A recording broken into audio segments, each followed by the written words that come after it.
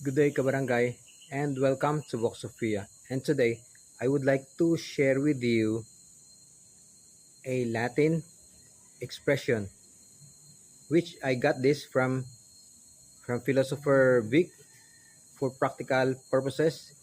I use this for when I was practicing my profession and when I was doing some business. It's a good advice for people who are doing business.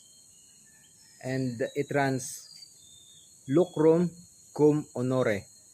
Hindi basta-basta pakinabang lang, subalit dangal, pakinabang na may dangal. In English, it runs profit with honor.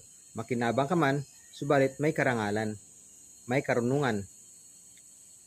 Or sa business naman, business na may puso, business na may magnenegosyo na may karunungan, na may takot sa Diyos. Yun. Yun lang naman po, kapatid. Bulay-bulay. Lucrum cum honore. Yun lang po. Bye-bye.